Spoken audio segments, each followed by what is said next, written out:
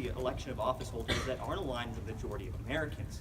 This occurs for two reasons. First, low voter turnout in primaries. The Bipartisan Policy Center in 2012 explains that voter turnout in primary elections averages 17% of eligible citizens. Low voter turnout is problematic as Costas of Fordham University in 2011 contends that in primary contest participants are 5% less ideologically representative of the average voter. Because of this, Elizabeth Gerber of Oxford University in 2013 writes that the structure of our primary system forces politicians to cater to the meeting of their party rather than the meeting of the electorate, only perpetuating an appeal to political extremes. Second is the lengthy process. The University of Miami in 2016 explains that because of the length of the current primary process, politicians have less incentive to moderate their message in order to bring media attention and voters to their side. Because the national primary shortens the process, politicians would have more incentive to moderate their message, cultivating a more representative democracy. The majority candidate that a one-day system then creates gives people the palatable choices of the presidency and prevents a perverse partisanship from forming two negative impacts. First, decreased participation in the general election. Andrew Hall of Harvard University in 2014 asserts that when an extreme candidate is selected, moderate voters of the party are dissatisfied, and as a result, turnout in the general election decreases 13%. Second is political gridlock. Samantha Winter from Michigan Daily in 2015 explains that increased partisanship results in a decrease in the probability of cooperation and compromise between the two parties. This is critical as Stanford in 2014 finds that partisanship in the United States has cost 1.5 million jobs and a decrease in foreign investment by 9.7%. Azamati furthers in 2016 that for every additional 10% increase in partisan conflicts, foreign investment falls by 3.4%. Contention 2 is increasing voter turnout. A one-day national primary would increase voter turnout for three reasons. First, accessibility. Shanna Merkowitz in 2014 explains that in our current system, major news outlets rarely report when an election is held. So often, voters don't know when to go out and vote. Fortunately, by making a primary one day, media outlets will increase normality of voting in a presidential primary. In fact, Alan Gerber of Yale University in 2015 asserts that for every one standard deviation increase in the social norm to vote, their propensity to vote rises 2%. Second is eliminating caucuses. A one-day national primary, by definition, gets rid of caucuses. Thomas Patterson from Harvard in 2009 finds that caucuses attract fewer than 1/4 as many participants as primaries. Third is equality. Michael Steinberg of the University of Michigan Law Journal in 2011 determines that 43% of Republican primaries are done before March 7th. That's important as Chad Flanders in 2011 explains that people late in the process don't feel necessity to go out and vote. As a result of this, Alan Gerber finds that in 2015 that a one-day primary would provide equality to all voters, thus increasing the probability of voter turnout by nearly 6 percentage points. Increasing voter turnout then produces two impacts. First, it promotes democracy. Aaron Schockel in 2014 writes that turnout in elections is one of the cornerstones of democracy, since democratic responsiveness depends on citizen participation. And second, it benefits the average American. Sean McLeary of The Atlantic in 2014 explains that democratic systems will produce policy outcomes that align with the preferences of the median voter. McLeary furthers that states with high levels of voter turnout are more likely to implement legislation that directly helps the poor and middle class. Empirically, Vincent Mahler of the University of Chicago in 2010 estimates that a 1% increase in voter turnout decreases income inequality by 0.75%, and it is for these reasons that we proudly affirm today's resolution.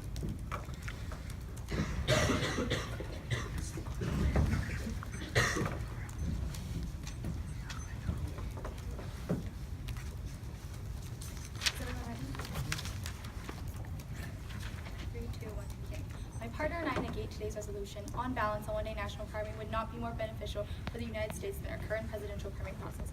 Our arguments are twofold against. One, the current system is the best process of selecting qualified candidates, and two, a one-day national primary violates democratic ideals by increasing the importance of money in elections. Our framework, the affirmative side can only access advantages through eliminating the staggered process, not from getting rid of superdelegates, caucuses, or other kinds of primary reformation. Thus, this debate comes down to which form of a primary is better, one day or staggered. Moreover, it's the burden of the AF team to prove why a one-day national primary would be better than the status quo, while the negative side can provide benefits of the current system outweigh or are equal to a one-day national primary. We believe the most beneficial system is one that best expands informed democratic participation. Contention 1. Choosing the best candidate requires a staggered primary. This creates a more favorable voting environment, which increases voter participation and the likelihood of the best candidate winning. Subpoint A. Sequential primaries narrow the field down by eliminating vote splitting and are more likely to create agreement among voters. National primaries are less likely to result in nominees who could beat any other nominee in a head-to-head matchup known as the Condorcet winner. Daltell's and Poborn 15 highlight, in a simultaneous election, the candidate who would come out on top is not necessarily the Condorcet winner. Sequential elections allow voters to narrow down the field of contenders and likely have facilitated the victory of candidates who were not the frontrunners, such as Obama. Subpoint B, the current staggered process is necessary to producing the best candidate and is less likely to result in bad candidates, variance with the majority, or incompetence. DeClercq 2000 states, the primary process subjects candidates to more protracted and intense scrutiny, ensuring we do not select a very bad candidate. The strength of a candidate valued in the presidential primary process comes from an extended series of primaries and competition, which increases civic participation. According to Flanders 11, an election may be a way of testing to see if the candidate will be effective at governing. The primary election engages more voter interest and participation. Subpoint C, decreased deliberation.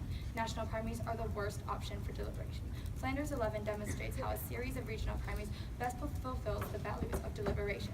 National primaries are the inferior option. Impact. The damage done to the deliberation process outweighs any benefits of attention or voter turnout the affirmative side may achieve to access. This is due to the fact that if we want to choose the most representative and best president through informed votes, observation and examination must be prioritized. 4-12 highlights. There are virtues of our current system that would be lost. Iowa, New Hampshire, South Carolina, and Nevada promote grassroots politics, candidates meeting ordinary citizens face-to-face, and deep immersion in the political culture. The strength of a democracy is not just making a choice, but making an educated and informed choice. Scrutiny, deliberation, and candidate interactions are all essential to making an informed democratic decision.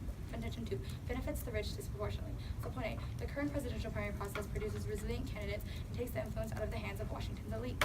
According to Shoemaker 12, in a national primary, no matter how structured or scheduled, only well-known wealthy candidates would ever get on the ballot. If you want less money in politics, vote against national primaries. Chapman 12 states it would only make it harder and more expensive for all candidates to have a fair shot at competing. Smaller and mid-sized states would be ignored, so this creates an inequality between large states and smaller and neglected ones. Subpoint B, a one-day national primary would destroy grassroots campaigns. Wealth is a prerequisite to participating in a national primary. According to U.S. News 12, only better-known, better-funded candidates will be able to finance the large campaign operations needed to run a national get-out-the-vote effort in all states. Lesser-known candidates without extensive campaign operations would not have an opportunity to reach out to voters and recast out fashion and build support. Warrant. The benefits of a protracted primary calendar allow lesser-known candidates to compete in smaller media markets. By having campaigns focus on regions and separate states, they start building out their field operations for the general election. A prolonged primary process allows for a thorough vetting process and deliberation by the party membership. Impact. The current presidential primary process allows everyone a chance to become elected, not just those who have more money or are the most elite.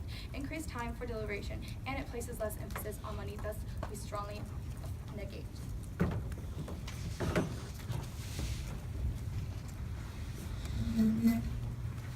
All right. May I ask the first question?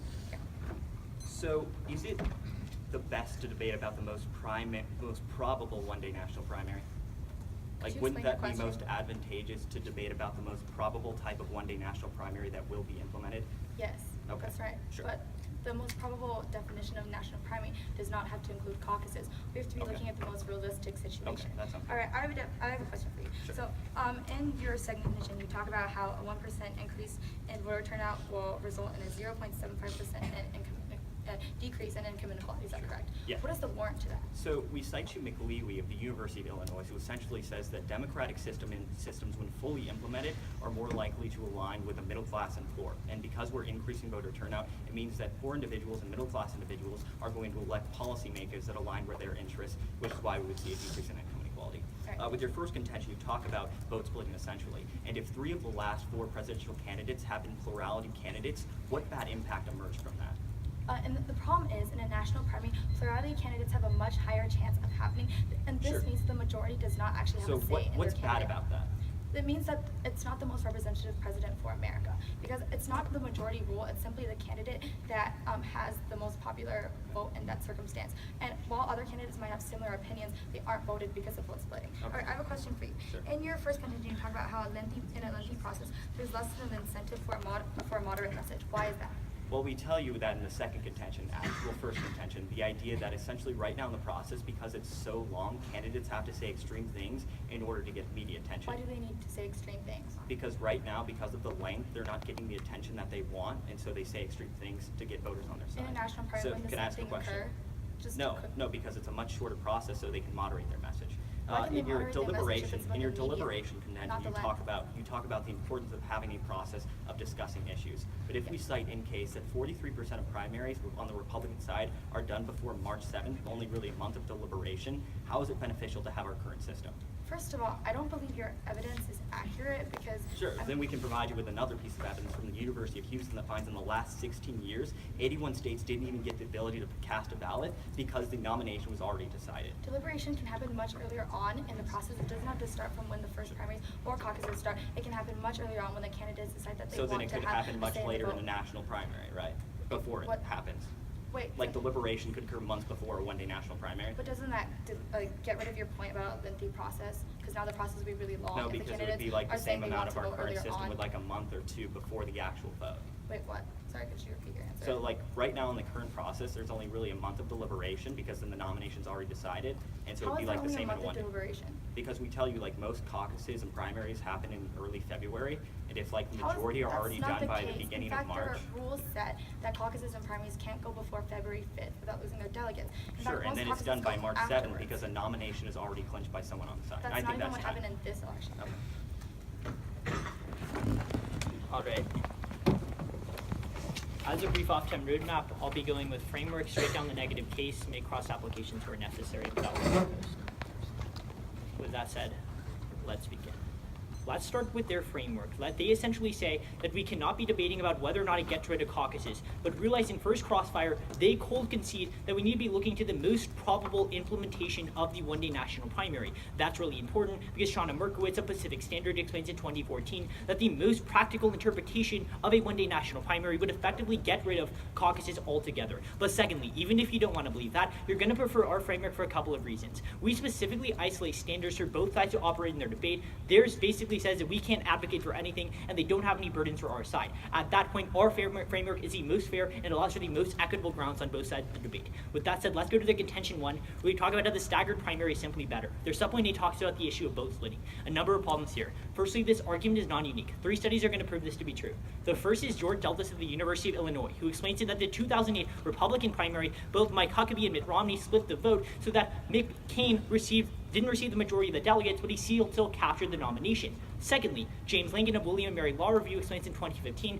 that between 1992 and 2004, 3 of the 4 nominations did not receive the majority of delegates. The reason why that's important is because if this happened in the status quo, make them actually prove to you why that's inherently bad. And then thirdly, Paul Clough explains in 2016 this has happened a lot of times in the past. There really hasn't been any impact of this. At that point, make them give you some sort of tangible impact as to why vote splitting is inherently bad. But secondly, we would argue that vote splitting doesn't even happen. George Deltas of the University of Illinois explains in 2011 that the reason why vote splitting doesn't happen is because before the primary process, candidates would drop out because of national polls. Essentially, if somebody's polling at between 1% to 10%, they don't have any incentive to stay in the race. This has actually happened in our current primary system, where Scott Walker dropped out even before the Iowa caucus. And we would argue that that would happen more in the affirmative world, as there wouldn't be an vetting period in which candidates would drop out. They would simply drop out before the one-day national primary, and then even if you don't want to believe that, look at Duke University. They explained that even if vote splitting happened, they would have a runoff election so that the majority candidate would still be nominated. Let's go to the subpoint B, where they talk about this idea is less likely to result in the best candidate.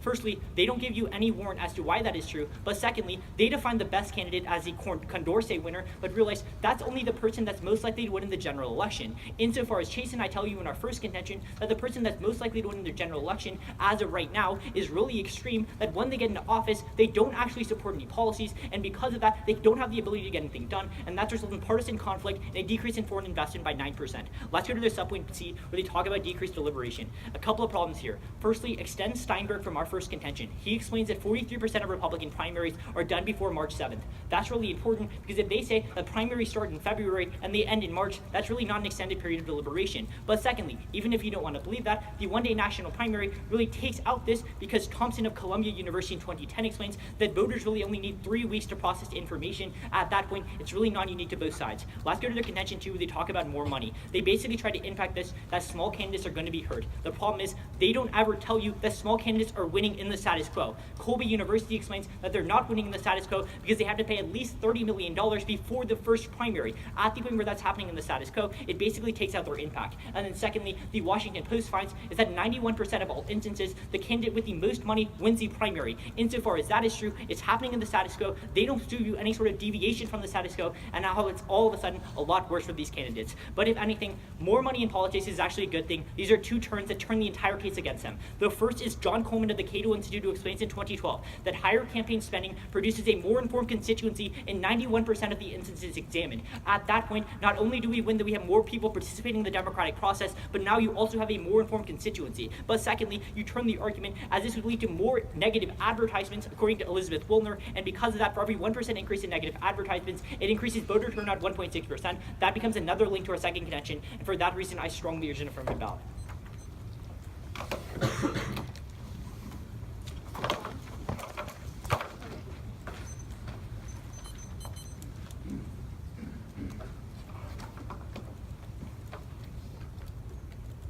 First on framework, on definitions, the current primary system just means sequential. It doesn't have to start with any particular skate. Commark 16 states that the modern presidential nomination system is a sequential system, and it unfolds over the periods of months to translate into a convention delegates and is ratified by the convention. Now this means what exactly this means is that the current primary process is only sequential. We don't actually have to defend the status quo. We're only defending sequential VS versus the one-day national primary. And furthermore, we can just choose the best and most sequential process now as long, we could literally just say that everyone just vote on one day, and then some races or more extremists can vote on the next day. This still fits the sequential system, and therefore the current primary process. And this is also more preferable, but such an argument is ultimately unfair and causes an unfruitful debate because it's not possible. So therefore, in order to achieve the best debate, we had to argue the status quo and purely a reformation of the schedule of the primary process and not anything else. Our side only has to defend a staggered schedule, and this is our current primary process. So we're just framing the debate around what we can or cannot defend. We can get rid of caucuses and everything else in the current primary process, but this shouldn't be part of the debate. We reject their framework because the point of the primary is to choose a candidate that can best present the best policies as a result of the democratic deliberation. If we can produce the best nominees, their impacts of democracy and vote participation don't matter. And first, on answer to extremists. 1. Deliberation gets rid of extremists because uninformed voters are more likely to choose extremists, and that's what happens in the world. Murphy 16 explains that the uninformed voters are drawn to whichever candidate they find unique and are more likely to accept the extreme views of said candidate alongside with the more partisan standard ones. And second, the primary elections on the whole have little impact on levels of partisan politics, since the politicians have to move up, become more moderate before the general election, regardless of how radical they were during the primary. And this is according to Snyder 10, who says that there is little evidence that the introduction of the primary elections, the level of primary election turnout, or the threat of the primary competition are associated with the partisan polarization in the voting. And third, on one-day national primary also has polarization partisanship. They've never explained the uniqueness or the warrant for why a lengthy process would exacerbate. Don't let this bring up in summary speech because they've already never mentioned it. And fourth, they never actually prove why this is a short process. This is unique to a shortened process because the candidates would have to moderate their message in the end. And the fifth one is that Deltas and Portman explain why the agreement is more likely in the current primary process. Therefore, this denies their impact of gridlock. And next one, voter turnout. First one on accessibility. Disregard the Merkowitz evidence on dates because it only takes into account congressional and senatorial elections. The actual primaries are posted everywhere. In fact, it's constantly on a countdown clock in CNN that shows the primary date for every state and other websites. And moreover, there's no link. According to Coleman 12, a federally mandated primary might be subject to change every 4 years, creating ongoing scheduling problems in the status quo in the states that hold a single combined primary. They never explain why social norms is unique on a one-day national primary, and in both worlds, primaries are extremely important. And in answer to caucuses, first, they can't eliminate caucuses because if you bring it up, you have to support something other outside the resolution in order to justify your advocacy, which means that the resolution in this debate is not enough to get rid of caucuses. Moreover, we can just remove caucuses and still keep the staggered schedule. We would still be defending the current primary system. And second, national primary definition also includes caucuses. Element A details how one-day national primary states can decide on the process they best see fit, and this includes caucuses. And the third one is why caucuses are still in our current system is because they have to solve for the party sabotage. Because in 2012, when Obama was running uncontested, many Democrats chose to go to the open Republican primary states to vote for the worst and least legitimate candidate in order to have sabotage. And next, on to later states who have incentive votes. They moved the primary schedule in 2016, so you can't lock it up early. California decided the Democratic nomination in 2016 in June, and this is the reason why there's actually no lock. And second, extend 40 or 12, which tells you that the smaller states like like Iowa and New Hampshire are crucial to go first, as you can see in Share 7. And third, there's a double bind. Either the states have a role in the nominee so the turnout doesn't drop, or the nominee is already decided and the turnout drops, and they're more extremists because they are irrelevant and thus preventing an impact. And also against democracy. First, this is not unique according to Black Law 13, and second, Chapman 12 tells you that one day is actually worse for democracy because it's more beneficial for the elite and wealthy. And then go back to Benjamin, page 12, which shows you that the wealthy respondents actually benefit most in the current system. And impact in turn, because there's a lower voter turnout, this allows for least crowd out and more voices to be heard, and thus we negate. All right.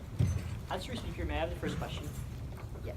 So you respond to my impact of democracy by saying it's non-unique. Why is it non-unique? Sorry, the impact to... You respond to my impact of democracy in my second contention by saying it's non-unique. Now Because explain me one why. of the biggest things is that democracy also includes like having everyone's voices heard. The problem is that if you increase voter turnout, there's a crowd out of third-party candidates and also Wait, that less doesn't really voices. make sense, right? Because in the current system right now, there's only 17% voter turnout, and the people who do turn up to the polls are 6% more ideologically extreme than the median people of the party. First, so that you actually increase hasn't voter affected turnout, it you anyway allow more because the people. ideological people, they these more extreme people, they actually still haven't affected the nomination in any single Okay, way. would you like a And the question? second thing is the fact is that there are many opinions that aren't brought onto the table because the fact is there will be crowd out in a one-day national primary system, which therefore means that there's less voices Wait, heard. so let me respond to that actually. So you say that there's going to be crowded out of candidates in a one-day national primary. Yes. Doesn't that directly contradict with your subpoint A? Subpoint A. Yeah, your subpoint A says that there's so many candidates in the field that they all split the vote so Yeah. that a majority candidate didn't get decided. In a But if one-day you national say primary, yes. that they don't have as many like voices being heard and they're No. crowding out third-party candidates, then how is that even true if your Okay, subpoint in A the is literally first like one, there's going to be we're more talking candidates? about a subpoint A is there's too many candidates in a one-day national primary system, which directly correlates to So you're not a crowding dis- out third parties, right? No, we are. Would you like a question? We are, because the fact is there are too many candidates, especially a lot with the same ideals. And the fact is they actually crowd out those candidates who present more Okay, unique positions. what's the impact of that again? The impact is that there's less deliberation, there's less information, and less issues that actually affect the people. So on the how ballot. is there less deliberation if the current primary process literally only lasts from February to March? And then the University of Columbia explains is that you don't even need like 6 months or 2 years to decide the nomination. You only need a 3-week Because period. the That problem would still in a happen one-day in one national national primary, primary. what they're going to focus on are the real issues, which is what they focus on the status quo. Wait, why what wouldn't happens they? is they cut off the actual information, and what happens is the media actually focus on even smaller issues, on personal attacks, and that's the kind of issues you're going to get in the one-day Okay, would you national like a primary. question? Simply because you decrease deliberation, it isn't actually deliberation in the one-day national primary, isn't actually for. Now, can you give me any examples of extreme candidates that are chosen in the current primary process and are unique to the current primary process? Okay, I would say Donald Trump is a great example. He would have been. First of all, he would have been chosen in both the one-day No, national I don't primary think so system and actually, also- because if you look at the Iowa caucus, which was the first primary, Ted Cruz was the one that that had the majority of the votes in Iowa. But it was because of the lengthy that process. representative of the entire, Could I explain for a is that second? the entire state? Is that because of the lengthy process that University of Miami explains, is that media attention starts to decline. What So about other than what Trump? people start What about other voting than on, Trump? or what people start paying attention to, is extreme candidates with What about extreme other rhetoric. What about other than Donald Trump? I mean, there's a lot of examples. We're mostly talking about just What example? ideologically Can you give me polarizing an like an example, right? How is unique to the current staggered process? What is the example other I than mean, Trump? like we say specifically in our case, like there's a lot of examples. Like George Bush was an example, I would say. How is Like there's a George litany Bush of an examples. extremist? Like he was pretty ideologically like polarizing. Just, like regardless of that, like that doesn't really ever respond to the fact that because of such a long, You lengthy never explained process. exactly how this is unique. Okay, we'll do that in the next speech. All right, we're going to take some running breath now. All right, that's a minute and 7 seconds.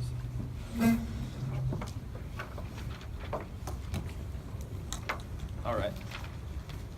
So is anybody not ready? So remember how to view today's round. We provide you the 3 basic principles of how to evaluate today's round, which is increasing participation, increasing candidate quality, and equality to all states across the board, meaning that if we do so, then we should win today's round. They say that we maximize candidate quality. Remember, that's one of the principles that Colbert talks about, and as long as we prove that, we should win. With that said, let's look at the first main voting issue, which is extreme candidates. They essentially respond saying that uninformed people are more likely to vote extreme candidates. Remember, we give you a turn in case, and according to Coleman, saying more money in the process, which is their third contention, leads to a more informed constituency, meaning that that at the end of the day, there's less extreme that gets elected in the system, meaning that we then access the impacts of one, decreased turnout in the general election. Remember Harvard that tells you a 13% decrease in turnout if an extreme candidate is selected in our current system. And secondly, gridlock. Remember, every 10% increase in partisan conflicts leads to a decrease in foreign investment by nearly 3%, which is detrimental to the United States. Then go to increasing voter turnout. They say that our Merkowitz evidence of congressional races, no ask for it. Essentially, it says in presidential primaries, we're going to see a greater increase in voter turnout and a greater increase in the amount of people that know because of national media attention. And remember Gilbert, who tells you that a 2%, 1 standard deviation increase in the social norm leads to increased voter turnout by 2%. Then take it a step further with our third warrant in this contention, which is equality to states. Remember that in the last 16 years, 81 states didn't even get the right to vote. Essentially, at the end of the day, Flanders, which they never respond to, says that when people don't feel necessity to go out and vote, they don't do it because the nomination is already decided. And Gerber concludes that we see a 6% increase in turnout when we have this one-day national primary, meaning that we access the impacts. First, Aaron Shackle finds more representative democracy, which links back into their own framework. And second, decreasing income inequality. Remember the University of Chicago that tells you a 1% increase in voter turnout decreases income inequality by 0.75%. Now, turns on their own case. Remember we tell you that you look at the most probable system. They agree with that. That means they don't access vote splitting because Duke says the most probable system is to have a runoff if there is not a majority candidate. Then go to the deliberation. Remember Columbia that tells you you only need 3 weeks. So essentially right now in the system, with 43% being done before March 7th, there isn't even deliberation. And finally with money, remember the turns. Colby tells you that essentially already you need $30 million to be viable. And on top of that, Coleman finds that more money in the system leads to more deliberation, more negative advertisement leads to greater voter turnout. A 1% increase in negative ads increases the voter turnout by 1.6%. And for these reasons, we affirm.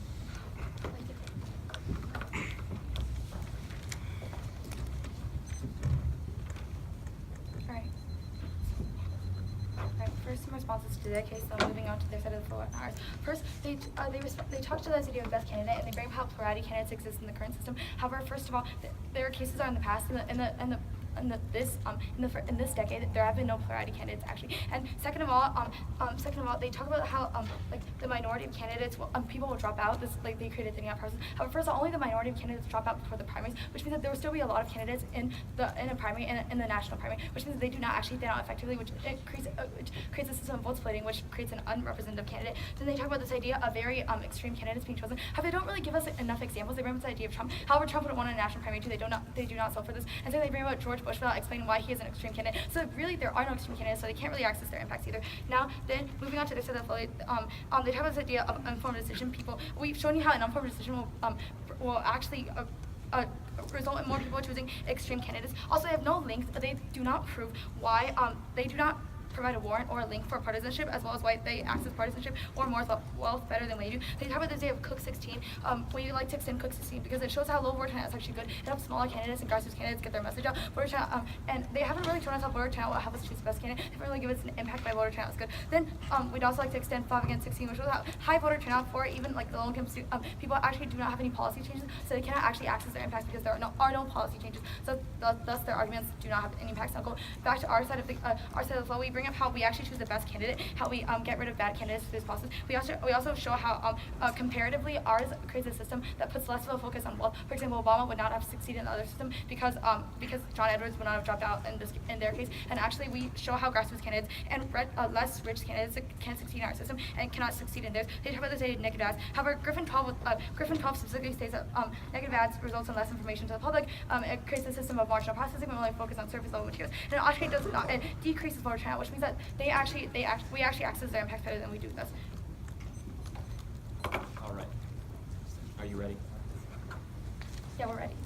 So what marked the creation of our current primary system? What do you mean? Like, what was the historic event that led to the creation of our primary system? I'm not sure. Sure, it was the McFraser Commission in 1968, which opened up like the convention process. And so your response to our plurality candidate response is that none of this happened in the last decade. But if our current primary system has existed for over 40 years, then why are the plurality candidates relevant when talking about our current system? because the current system is what's happening right now, and we've shown you how recently there have been none. And moreover, we're just simply saying that in your system, there would increase chances of plurality candidates winning and increase chances of vote splitting, while our system decreases Let's those talk chances, about that for a second. even though it's a comparative scenario. That's fine. So let's just get this clarified, right? So your argument is that there's going to be a lot of candidates in the pool and that they're all going to split the vote. So why would that happen? Is if before the national primary, like let's say a candidate was polling at say 1% or 5%, what incentive do they have to stay in the race for the one-day national primary? Look, these are just the minority. This is just a minority of the candidates running. Most candidates actually drop out while the primary is happening. Well, yeah, You bring the up reason some why they drop examples of out ones is who drop out because before, in the status but- quo it's because it's so long. But Deltas explains that if you eliminate earlier states from voting, candidates would drop out because of national polls. And it's already happened in the status quo, as Scott Walker even dropped out before the Yeah, Iowa but caucus. what we're saying is that's the minority of candidates. No, but it would Most happen a candidates lot would more not. according to Why? Deltas. Why would it happen? Sure, but even if the like that's the minority of candidates, that's still removing some of the vote splitting you talk about, meaning that the impact doesn't actually happen. Yeah, No, and the we're reason saying- why it would what we're happen- saying is that it's less, there's Okay. less likely chance that in our current system, we would have vote splitting, we would have the, Okay, sure. the So- winner not win. okay. Oh, can we Would you ask like a a question? yeah, go for it. Yeah, go ahead. Can we ask a question? Okay, if we access choosing the most suitable candidate, does voter turnout still matter? Yes, voter turnout absolutely does Why? matter, because in the current system today, what happens is there's only 17% voter turnout across all the 50 But states. if we The access, reason why okay, that's bad. if we have the candidate that okay, represents okay. the political beliefs of the entire country, They would we Yeah. still- don't though, because But the yeah. people who do vote are 6% No, more but if we- ideologically if we extreme can- than the average Sure, American. Sure, but even then, like we read you a card in our first contention that talks about Aaron Shaka, who says the cornerstone to a representative democracy is having But increased if voter we turnout. access the So like the more representative people that democracy- votes But- means that we have like a more representative candidate that represents the majority. Yeah, but if we access the representative candidate part, why does the No, first but part you still don't matter? vote But we're because saying- the candidates that get selected in the current system, they're getting selected by voters who are ideologically extreme. People Like, that are But if we- 6% we not read you the representative first- of we the read you average that American uninformed citizen. voters often lead to extremists actually Sure, winning. but we and tell also you this that- would Actually, represent, sure. represent their Sure. political beliefs. So why would this still lead Yeah. to having the candidate that represents the political The beliefs reason of the being people? that in your third contention, you concede, Cole, to the fact that there's gonna be more money in the system, You don't which have is a why third we read you a contention. piece of Or second evidence that says that when we do that, when we have more money in the system, it leads to a more informed electorate, and as a result, they can make deliberation and thus choose the candidate that is most representative of their ideology. But we've shown you how. All right. Brief off-time roadmap. I'm going to be going over framework and then the two main voting issues on our side and the one on their side. With that said, let's begin. So the first main voting issue in the round, if you're looking to our framework, is going to be increasing voter turnout. Now, they essentially tried to say to our first link is that it's looking at congressional and senatorial races. No, it's not if you look at the evidence. The second thing they say is that there really is no link. Yes, there is a link. Right now in the current system, the reason why people don't vote is because they don't know when to vote. So Gerber explains when you increase the social normality to vote, it increases the probability of voting by 3%. But then they severely undercover our third warrant. This is really where we access the impact. Remember what Michael Steinberg explains. He says that 43% of Republican primaries are done before March 7th. That's before 25 states even casted a ballot. In fact, more importantly than that, my partner reads you an analysis in the last speech that explains that over the past 20 years, more than 81 states didn't even have the ability to cast a ballot. On face value, that's not fair to all states, and that weighs on magnitude everything that they have to say because 81 states are being disenfranchised in our current system. But then when you allow all states to vote on the same day, it increases the equality that people feel that their vote actually matters. Gerber explains that increases voter turnout 6%. On face value, though, that allows us to access the two impacts. The first is Shakalu explains that more voter turnout leads to a more representative democracy. That's essentially what they want you to do. You need to hear everybody's voice in a democracy to allow for a more representative candidate. But secondly, it decreases income inequality. This wasn't really even talked about. Essentially, when you increase voter turnout,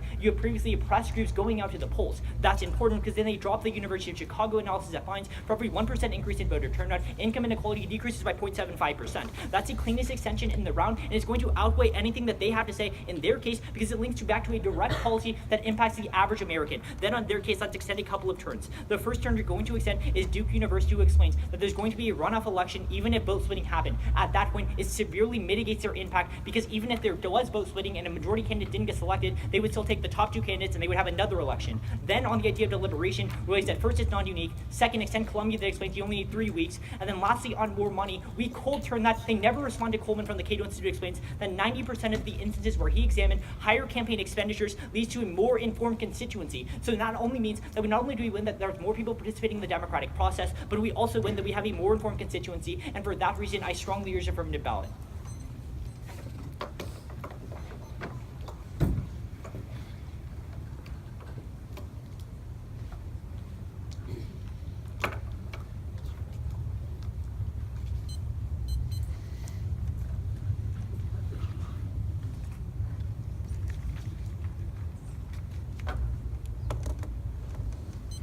Okay, first, in the one-day national primary according to Griffin 12, again, we've stated that there would be an increase in candidates. And the problem is that there would be increase in advertising, which they agreed to. And as a result, there would be decreased voter turnout for Griffin 12 specifically states that. Therefore, they don't even access their ODA fact. Second, 5 and 16 tells you that even if you do have a higher voter turnout, even if every single person vote, this wouldn't actually change the policies, neither would it change the candidates. Therefore, they don't access this impact either. Then moving on, why they can't access any of the impact, all of their impacts can also be addressed in general elections when everyone votes at the same time. And so on moderation, they would extremism would be solved. And the second one is that people would have more democratic vote. People would still have their voices heard. And the second one is the fact is that that we need a lower voter turnout in the current process, because the problem is having a high voter turnout would lead to a crowd of different voices and other unique issues. The only way you can solve this is through the current staggered process. And now going on to the fact is that representation and democracy doesn't matter, because the problem is even if all these people vote, the problem is the biggest issue is informed votes. If they do not have an informed vote, then their political beliefs will still not be represented in a one-day national primary. Again, go back to our case, which specifically states that because they don't have the information, they will mainly be focusing on the media. And the problem is the media doesn't actually focus on the issues in a one-day national primary. Rather, it would focus on just extremely small things, and that's what's going to happen. Therefore, they won't access having the political beliefs heard. Going on to income inequality, the problem is they haven't brought up any warrants, neither did they extend it, so they completely disregard that. And the fact is, the biggest issue of this is the fact that you need, in order to have everyone's beliefs heard, in order to have the political beliefs of the people heard, the only way to do so is through deliberation. And the only way to access deliberation and have an increase in deliberation and also an increase in information, having a more informative vote, is doing so in the staggered process. You cannot access in a one-day national primary when the media actually takes over, and therefore this is the biggest impact for today's debate. It outweighs the democracy, and it outweighs all of the impacts that they've given. Moreover, again, look back to the fact that all of their impacts can be accessed in general elections. So this shouldn't even be counted, and thus we negate.